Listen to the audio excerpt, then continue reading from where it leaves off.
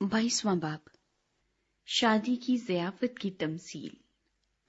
और यीशु फिर उनसे तमसीलों में कहने लगा कि आसमान की बादशाही उस बादशाह की मानिंद है जिसने अपने बेटे की शादी की और अपने नौकरों को भेजा कि बुलाए हुओं को शादी में बुला लाएं, मगर उन्होंने आना ना चाहा।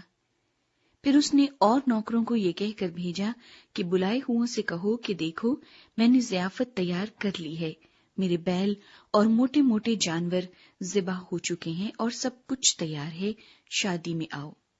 मगर वो बेपरवाही करके चल दिए, कोई अपने खेत को, कोई अपनी सौदागरी को, और बाकियों ने उसके नौकरों को पकड़कर बेइज्जत किया और मार डाला।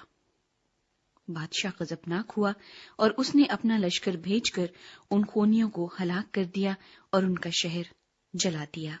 तब उसने अपने नौकरों से कहा कि शादी की ज़ियाफत तो तैयार है, मगर बुलाए हुए लायक न थे। बस रास्तों के नाकों पर जाओ और जितने तुम्हें मिले शादी में बुला लाओ।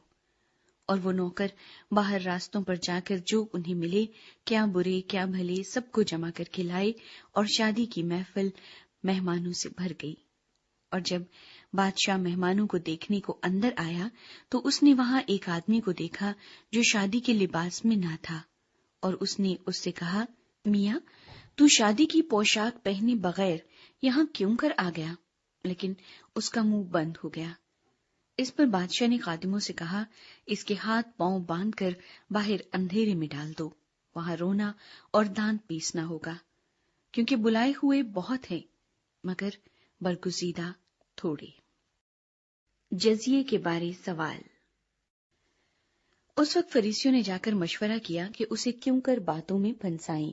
बस उन्होंने अपने शागिर्दों को हेरोदियों के साथ उसके पास भेजा और उन्होंने कहा, ऐ उस्ताद, हम जानते हैं कि तू सच्चा है और सच्चाई से खुदा की राह की तालीम देता है और किसी की परवाह नहीं करता, क्योंकि तू किसी आदमी का तरफदार नहीं।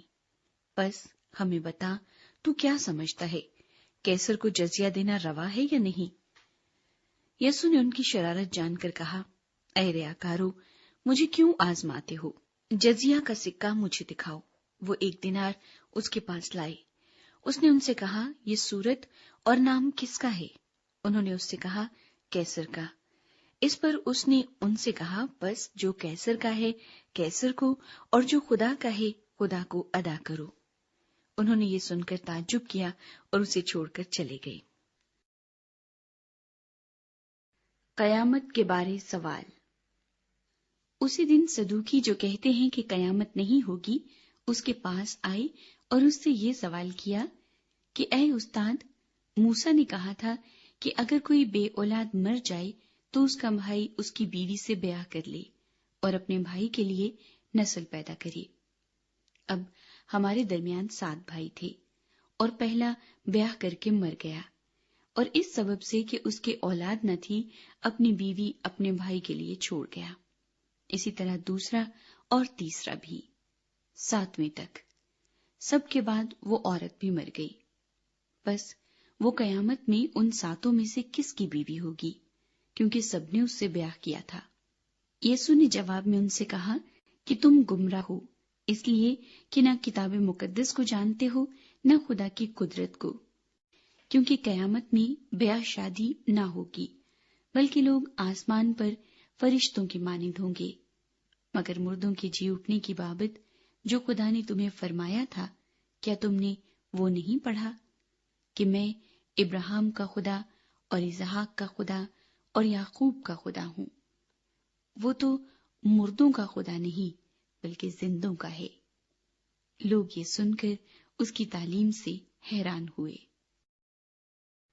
बड़ा हुक्म। और जब फरीसियों ने सुना कि उसने सदूकियों का मुंह बंद कर दिया तो वो जमा हो गए, और उनमें से एक आलमी शरा ने आजमाने के लिए उससे पूछा, ऐ उस्ताद, तौरात में कौन सा हुक्म बड़ा है?